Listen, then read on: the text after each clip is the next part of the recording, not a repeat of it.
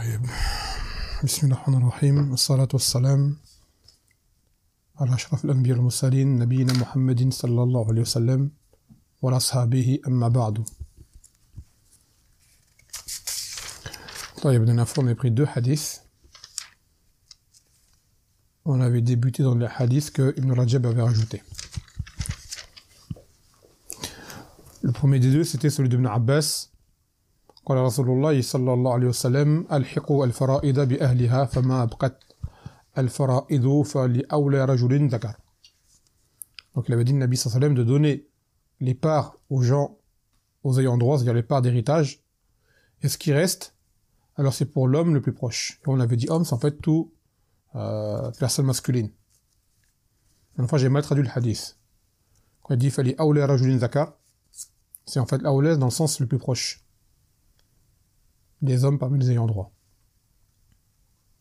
Et c'est ce qu'on appelle al-asaba, et les premiers ce qu'on appelle al-furud, les gens des parts déterminées, et les autres c'est al-asaba, qui sont les hommes proches du défunt, du côté du père. وأخذنا حديث عائشة رضي الله عنها عن النبي صلى الله عليه وسلم قال الرضاعة تحرم ما تحرم الولادة, que l'allaitement rend sacré dans les liens de parenté au même titre que l'enfantement. Et j'avais oublié de citer parmi les maharim, les nisa, les femmes qui deviennent également des maharim pour un sabab, il est l'abad, c'est les belles-mères, les femmes qui ont été les épouses de nos pères, même s'ils ont divorcé, ou même si par la suite les pères viennent à mourir et qu'elles sont veuves, ces femmes-là deviennent également des femmes interdites, des maharim, pour les hommes.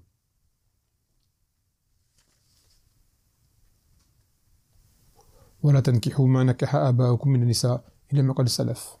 Et n'épousez pas ce que vos pères ont épousé auparavant parmi les femmes, hormis ce qui est lieu avant la jahiliya, avant l'islam. طيب نأخذ اليوم الحديث الخامس والأربعين 45e حديث. J'ai l'impression que ça fait une décennie qu'on n'a pas fait de ders. Ça fait qu'une semaine.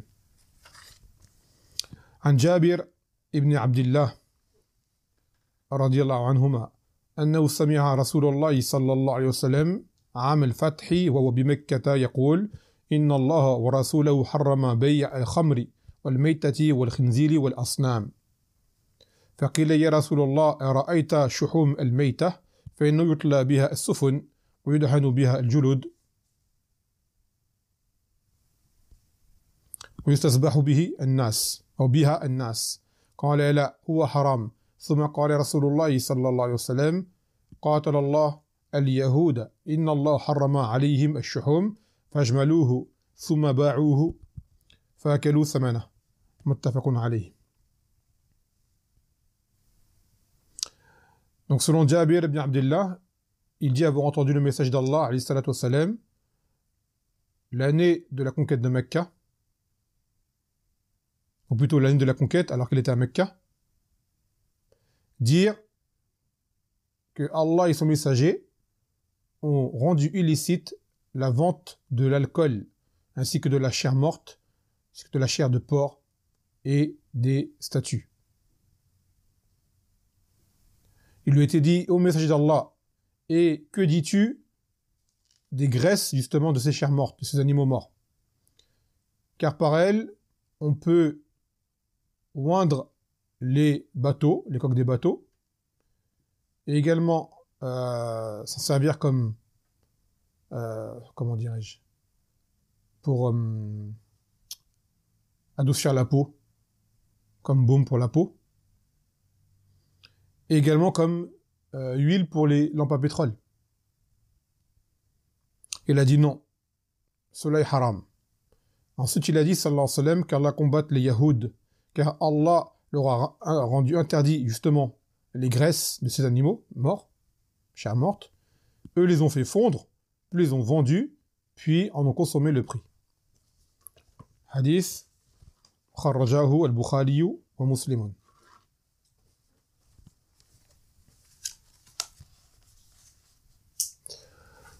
طيب. Donc dans ce hadith, on y voit le jugement d'une chose, de la vente de cette chose et de l'emploi de cette chose. Et surtout, de la tromperie dont on pourrait faire usage pour obtenir le prix de cette chose.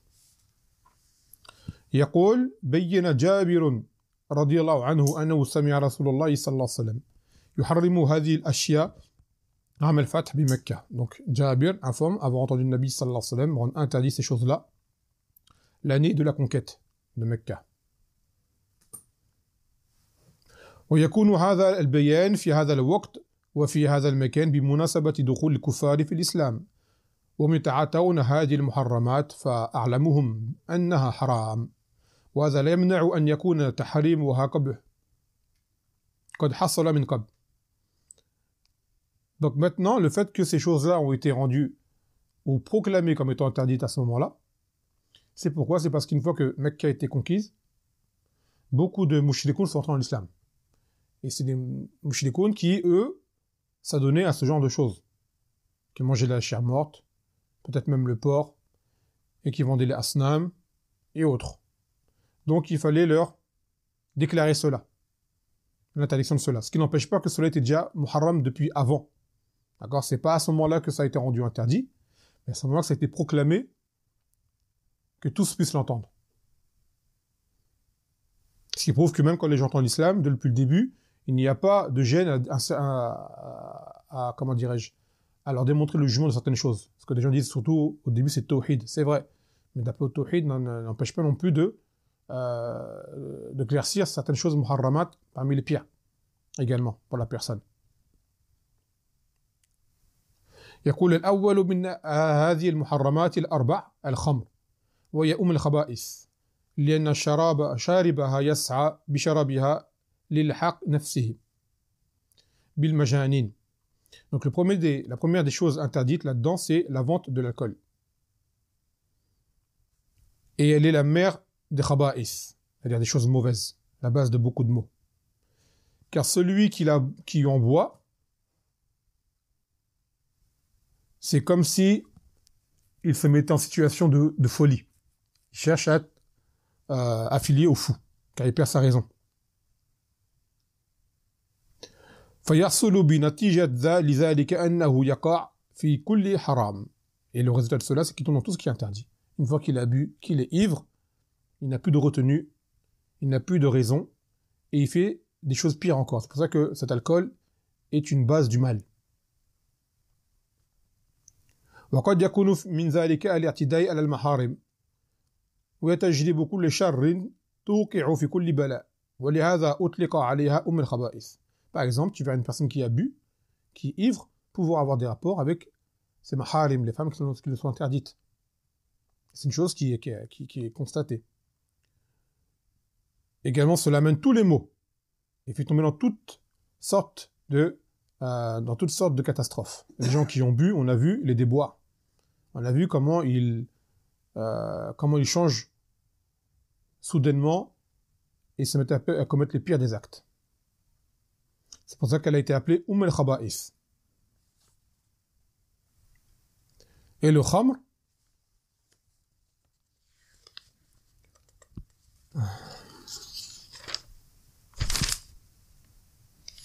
on va parler après, non? Et là, le khamr, c'est l'alcool. الثانية الميتة فيحرم أكلها إلا لضرورة إبقاء الحياة حيث لا يجد غيرها. Donc ensuite, il y a la chair morte.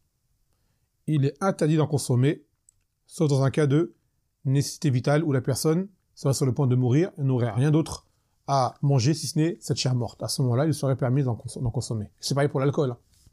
Celui qui serait sur le point de mourir de soif déshydraté et qui n'aurait que l'alcool sous la main, il aurait le droit d'en boire. Mais juste, on l'a dit, en mesure du besoin. Donc, la chair morte et les animaux morts, il n'est pas permis, d'accord, d'en tirer usage.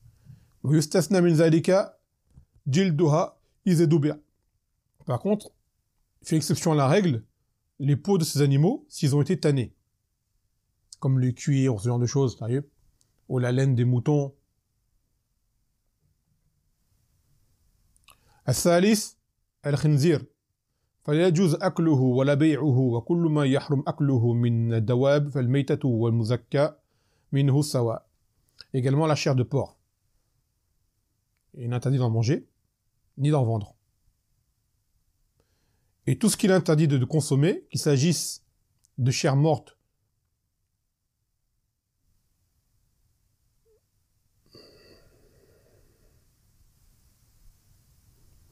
qu'il soit une chair morte ou un animal qui aurait été égorgé, tout ce qui était rendu interdit à la consommation, c'est la même chose. Par exemple, quelqu'un, il voudrait manger du chien. Et il l'égorge en disant Bismillah. D'accord? On dit même si tu l'as égorgé, tu as dit Bismillah, cet animal, il est interdit à la consommation. Et un animal qui aurait, qui aurait été meita, un animal de chair morte, qui de base est halal, comme un mouton par exemple, si tu l'as pas égorgé en nommant Allah Azza wa Jal dessus, eh ben il sera au même titre que c'est du ventre de chien ou c'est du ventre de porc. Ça restera interdit. الرابع الأصنام فلا يجوز بيعها ولا اقتناؤها لأنها صنعت لعبادتها بل يجب تحميطها وكسرها ولا بأس بالانتفاع بها بعد التكسير في البناء ونحوه لأنها لم تبقى أصناما. Ensuite, il y a les statues qui représentent bien sûr des êtres vivants, des choses qui ont été adorées. Il n'est pas permis de les vendre ni de les posséder, car à la base, elles ont été façonnées pour l'adoration. Donc il est obligatoire de les casser, de les faire disparaître. Il n'y a pas de mal, par contre, après de se servir par exemple de débris pour autre chose. D'accord? Pour construire ou quoi. Par exemple, ça a été une statue en bois, tu peux t'en servir pour ta cheminée, pour faire du feu avec, ou autre. Si la matière, après qui reste, est toujours utilisable pour autre chose, tu auras le droit. Mais les gens qui ont des statuettes, même s'ils ne les adorent pas, n'ont pas le droit de les posséder chez eux. Et particulièrement celles qui sont à la forme d'êtres vivants, d'êtres dotés d'âme, on va dire. Ça rentre dans le taswir, comme les images, les photos, d'accord, les statuettes, même les jouets qui ont une apparence d'êtres vivants, les poupées, d'accord, ou les jouets en forme d'animaux, tout ça. S'il y a la tête, et non pas seulement le visage, mais la tête. Sauf que les poupées, à la base, n'ont pas été façonnées pour l'adoration, mais pour jouer pour les enfants. Contrairement à Asnam, mais ça pour le jugement du taswir. D'accord, des représentations d'êtres dotés d'âme. Donc cela est interdit. Mais l'Asnam, c'est pire encore. Car à la base, ce sont des choses qui ont été façonnées pour l'adoration.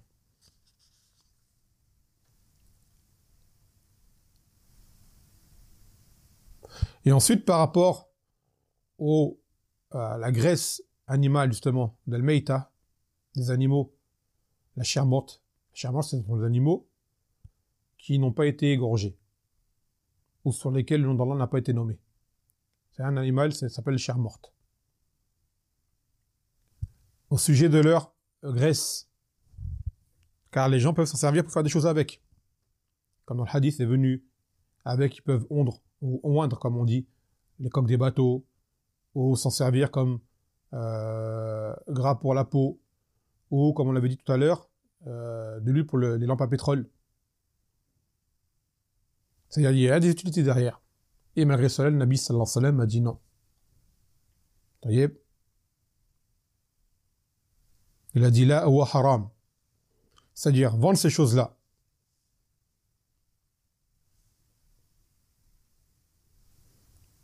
Et s'en servir, tout cela est haram.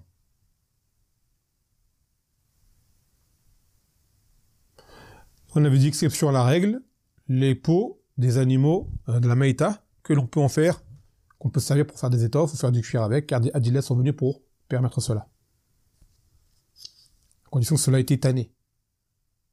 Ça s'appelle dibar en arabe, tanné.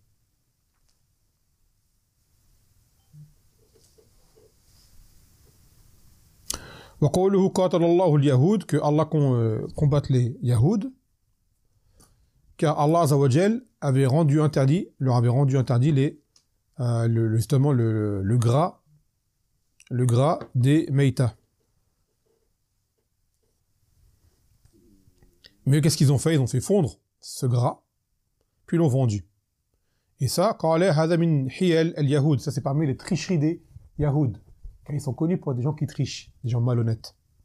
Comme ce fut le cas pour Ahl Sept, les gens du Sept, à qui Allah Azza wa Jal avait interdit de pêcher le samedi, et furent éprouvés par le fait que les poissons venaient en masse le samedi. Donc qu'est-ce qu'ils faisaient? Ils jetaient le filet le vendredi soir pour pouvoir avoir du poisson le dimanche. Donc ils trichaient avec les textes. Donc de là, le Nabi sallallahu alayhi wa sallam a invoqué contre eux. Et regarde, il a invoqué contre eux pour cette chose-là, donc que dire du reste? D'accord, dans leurs croyances, dans leurs actes, surtout ce qu'ils font actuellement là, comme on le voit en Palestine ou ailleurs. Ce qui est bien pire que cela. Que devrait-on dire? Et comment nous serait-il donc permis de nous allier à des gens à qui le Nabi sallallahu alayhi wa sallam a invoqué que Allah les combatte? Et dans d'autres hadiths qu'ils les maudissent.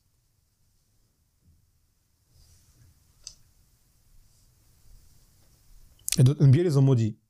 لعن الذين كفروا من بني إسرائيل على لسان داود وعيسى بن مريم ذلك بما عصوا وكانوا يعتدون. Que ceux qui ont mécru parmi les fils d'Israël ont été maudits sur la langue de Daoud et de Isa. Et cela pour justement les désobéissances qu'ils ont commises et la haine dont ils ont fait preuve.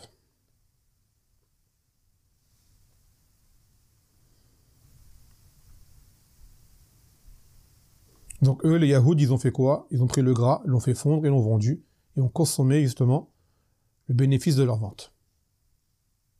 Donc ça, c'est la tricherie. يقول مما يستفاد من الحديث بيان تحريم النبي صلى الله عليه وسلم هذه الأمور الأربعة, ce qui montre que le Nabi sallallahu alayhi wa sallam a rendu interdit ces 4 choses, qui sont la vente de l'alcool, et ce n'est pas seulement le vendre, hein, c'est également le consommer et tout ce qui s'ensuit, mais là le hadith parle de la vente, de la chair morte, du porc et des statuettes. ثانيا بيان النبي صلى الله عليه وسلم هذا التحريم بمكة عام الفتح يبادر الذين أسلموا إلى الامتناع من هذه الأربعة انتفاعا وبيعا. Et le Nabi sallallahu alayhi wa sallam a proclamé cette interdiction à Mecca l'année de la conquête, afin que les gens qui venaient de se convertir délaissent ces choses-là, que ce soit dans la vente ou dans le profit de la vente. Car beaucoup s'y adonnaient, c'était parmi leurs commerces principaux. Donc il fallait absolument les faire cesser de faire cela, en leur indiquant le jugement qui s'y rapporte. ثالثا أنما حرم الله بيعه حرام وثمنه حرام. Qu'est-ce que Allah Azza wa Jal a rendu interdit? Il n'est pas permis de le vendre, et s'il est vendu, son prix est illicite. Ça, c'est un cas important. Tout comme ce qui nous a été rendu interdit à nous, les musulmans, est interdit aux kuffars également. Ne pas se dire, par exemple, moi, je mange pas de porc, mais je peux en vendre aux kuffars. Non. Les kuffars, le al-qiyamati également, ils seront châtiés pour les désobéissances commises au même titre que nous. Comme qala ta'ala, ma salakakum fi saqar, qalu lam nakun musallin. Il leur sera dit, qu'est-ce qui vous a mené en enfer? Ils diront, nous ne sommes pas de ceux qui ont la salat. Donc le fait qu'ils ne fassent pas salat, les kuffars, ils seront châtiés pour cela. Donc c'est valable pour tout le reste. Les fornications qu'ils font, les péchés qu'ils font, le vol qu'ils font, les mensonges qu'ils font, l'alcool qu'ils boivent, le porc qu'ils mangent, la chair morte, ils ne mangent que ça en plus. Toutes ces choses-là, tout ce qui nous a interdit à nous les musulmans, est interdit également aux kuffars. Donc on n'a pas le droit de s'entraider avec eux en leur donnant cela. Donc quand tu as une chose qui est haram, toi, tu n'as pas le droit de la revendre. Tu dois t'en débarrasser. D'accord? En disant, je vais la revendre au kuffar, tu n'as pas le droit non plus. Et l'argent que tu prendrais de cette vente serait un argent qui serait haram. رابعا تحريم حيل التي يتوصل بها إلى استحلال ما حرمه الله. Qu'il est interdit justement, la tricherie qui est interdite, c'est qui permet de rendre permis ce que Allah a rendu interdit. Ça, tu vas trouver aujourd'hui, comme on en parlait l'autre jour, dans les banques, ce qu'ils appellent les banques islamiques. Il n'y a pas de banque islamique à la base. Ça n'existe pas. Banque islamique, c'est comme dire du porc halal, ou de la musique halal. Ça n'existe pas.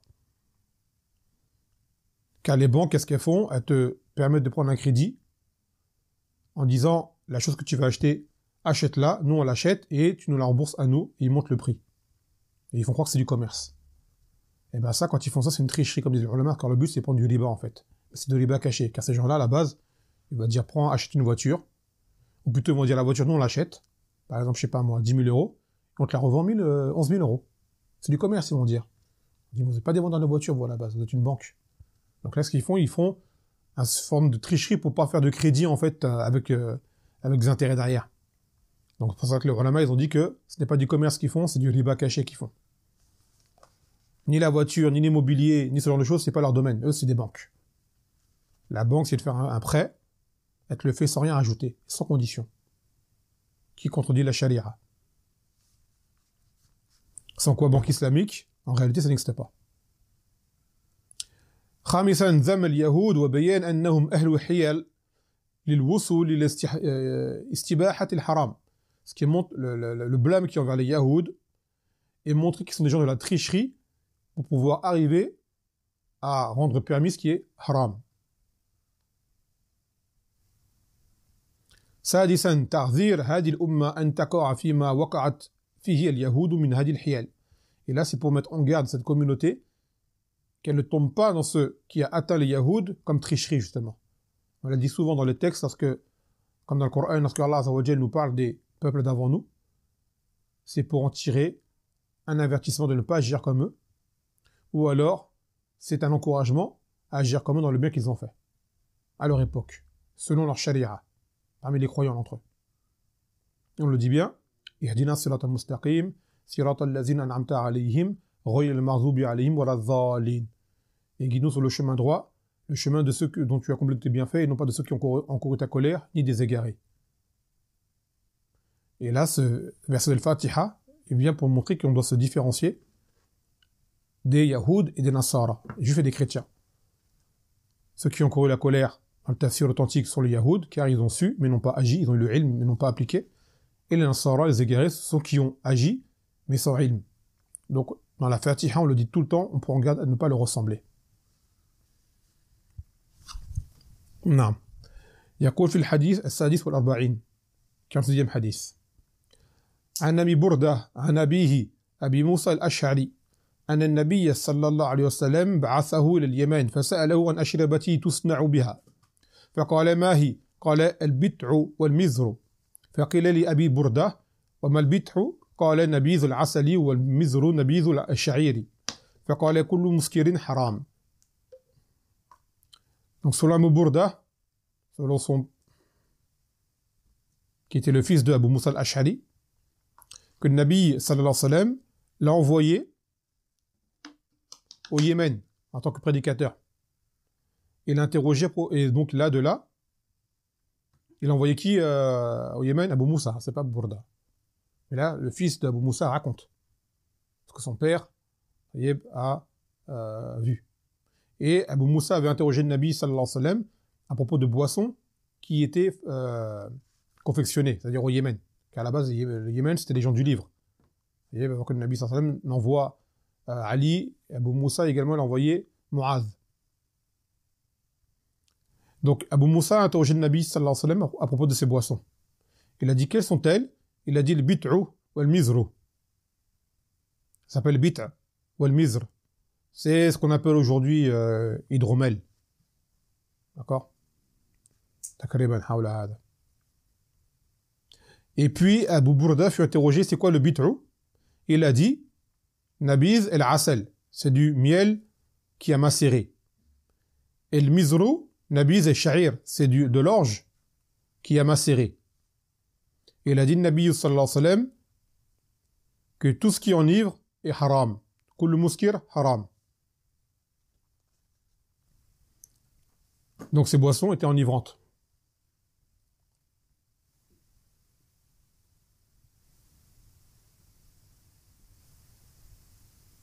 Donc dans ce hadith, on voit que Abu Musa a interrogé à propos de ces boissons. Car il a été dit que les gens les buvaient pour se réchauffer en hiver. Car c'est connu que l'alcool, ça réchauffe. Et malgré cela, d'accord, ça revient au hadith précédent, qu'on ne tire pas usage des choses interdites.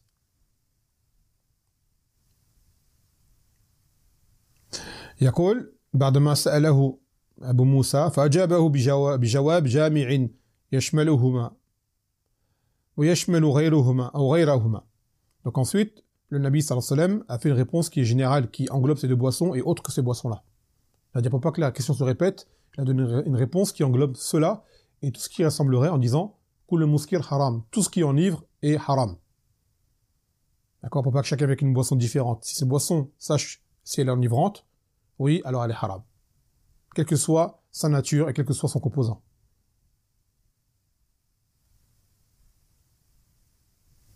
فدل على أن ما أسكر من الأشربة حرام. Donc cela montre que ce qui est enivre parmi les boissons est interdit. Et ce qui ne l'est pas, et ce qui n'est pas enivrant, est permis. Dans ce qui est pur. Après, il y a une divergence par rapport à l'alcool. Est-ce que c'est une chose qui est impure ou pas? Et le code authentique, c'est que l'alcool n'est pas impur. Et souvent, les ulama citent l'exemple lorsque le Nabi sallallahu alayhi wa sallam lorsque le Coran était venu pour faire le tahrim de l'alcool mutlaqan, que les sahabas sont empressés de vider tout ce qu'ils possédaient dans les rues de Médine. Si ça avait été impur, ça n'aurait pas été vidé de la sorte. D'accord? Donc, ce qui montre que l'alcool n'est pas impur. C'est pas une najasa. Bien que ce soit le col de beaucoup d'ulama, mais en réalité, ce n'est pas une najasa. La illa fi tahrimiha wa l'iskar. La cause de ce qui leur a interdit, l'alcool, c'est que c'est enivrant, en fait, et non pas impur.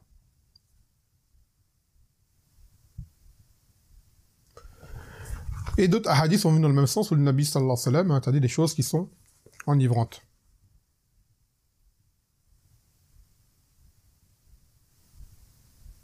Et au début, le nabiz n'était interdit que dans certains récipients.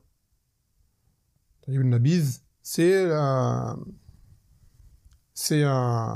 va être, comment dirais-je, une matière qui va macérer dans de l'eau. Et si jamais tu la laisses trop longtemps, ça va devenir de l'alcool. Et au début, le Nabi sallam l'avait interdit que dans certains récipients en particulier. Puis par la suite, ça a été rendu interdit dans l'absolu, quel que soit le récipient.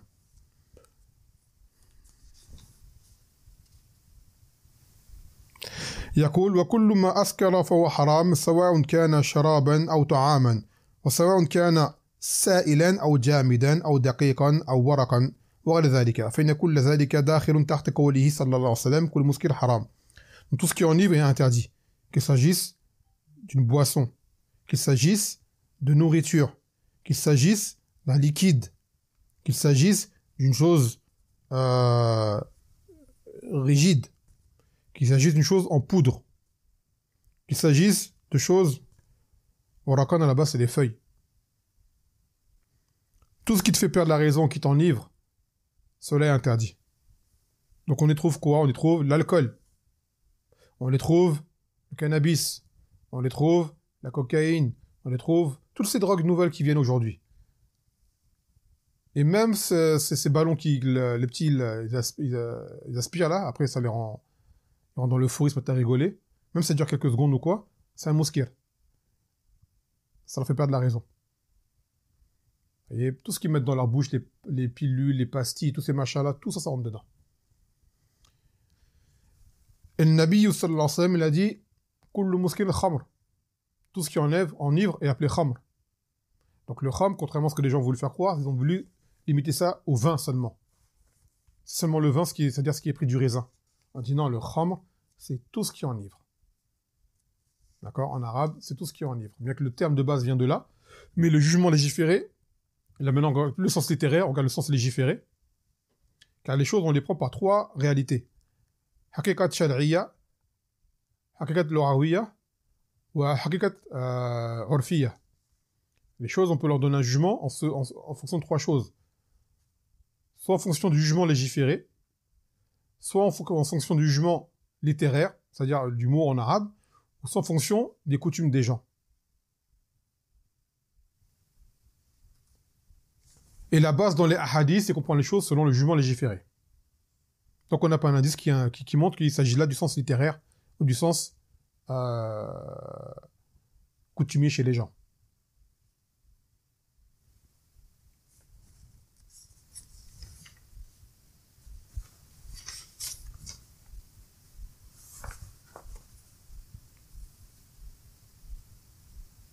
Par exemple, demain, toi, tu vas emprunter de l'argent à un frère. Tu vas dire, par exemple, je t'emprunte 10 euros. Et s'ils vont dire comment c'est, ils disent, je t'en prends 10 balles. Tu vois, ils disent balles. Comme on disait avant pour les francs. Toi, tu veux leur rendre quoi? Des balles? Qu'est-ce que tu veux lui rendre? 10 euros. Parce que là, le sens coutumier de balles, ça veut dire, en fait, c'est de l'argent, quoi. Tu vois? Le gars va dire, ouais, on se met d'accord pour des balles. Tiens, je te leur 10 balles. Il dit, honnêtement, quel moment? On a dit 0, non, on a 10 balles, ça y est. Tu vois, on l'a pas rendu texte. Tu dis, non, là, le sens balle, c'était le sens coutumier des gens qui veut dire qu'on faisait par ça la monnaie, qui est l'euro. Vous voyez, donc c'est pas tu remets le 10 balles, c'est, je veux pas vendre tes balles, je veux des euros, je veux 10 euros. Vous voyez? Masalan. Donc là, le khamr, son sens shari, c'est kullu ma huwa muskir, tout ce qui enivre.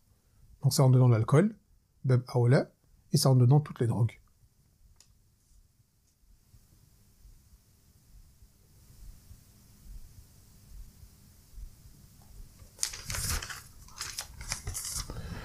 Ensuite, masala importante concernant les muskir, أن النبي صلى الله عليه وسلم قال من شرب الخمر فلن تقبل صلاته 40 يوما. Celui qui aura pris du khamr, que sa salat ne sera pas acceptée pendant 40 jours.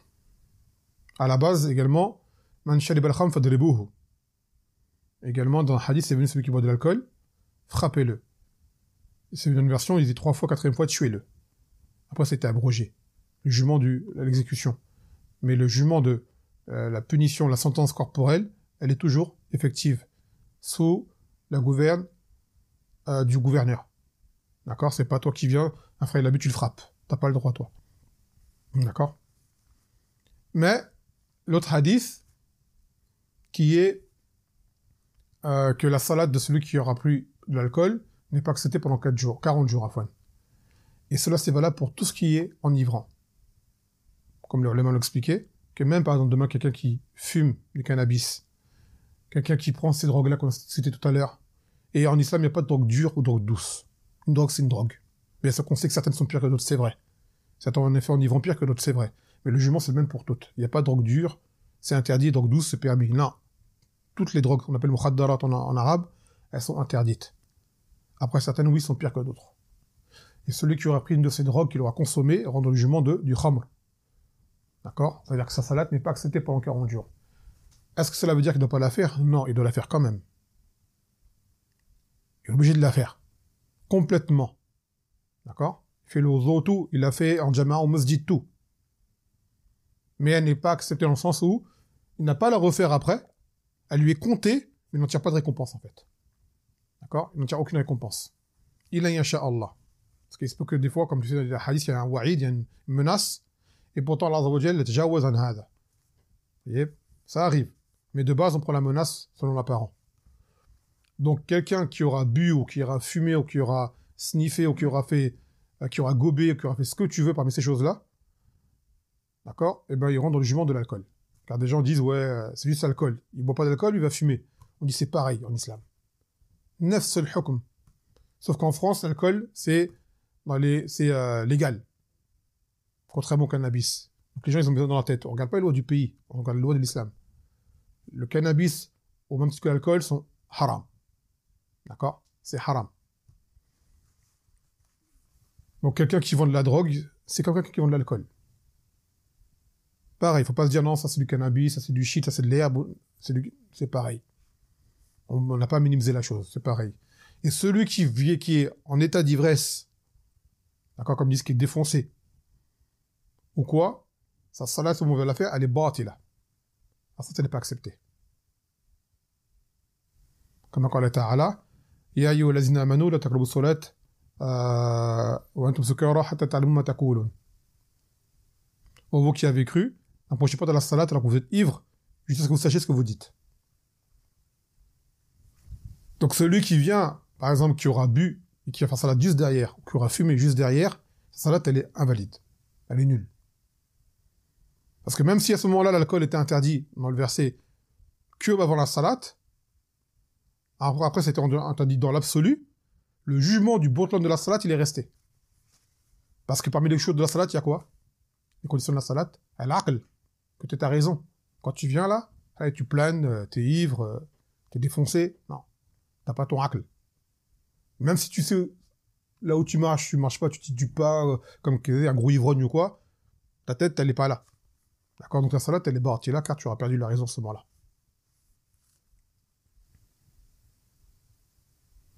طيب يقول مما يستفاد من الحديث ce qu'on profite de ce hadith حرص الصحابة رضي الله عنهم على معرفة الأحكام الشرعية ce qui montre le souci que les sahaba portaient à connaître les règles de la législation.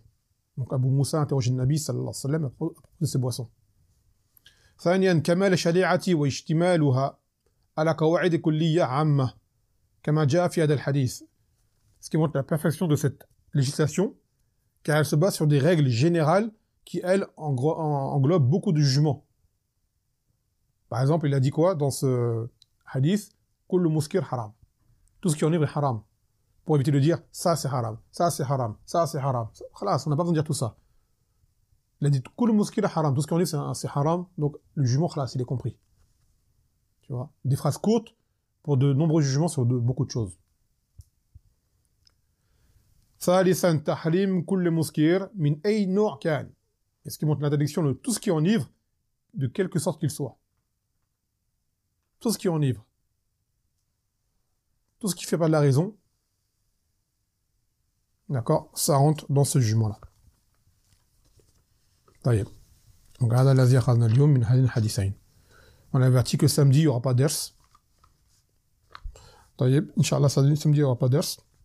Prochain ders, ce sera lundi. On espère finir le kitab jeudi. بإذن الله تعالى.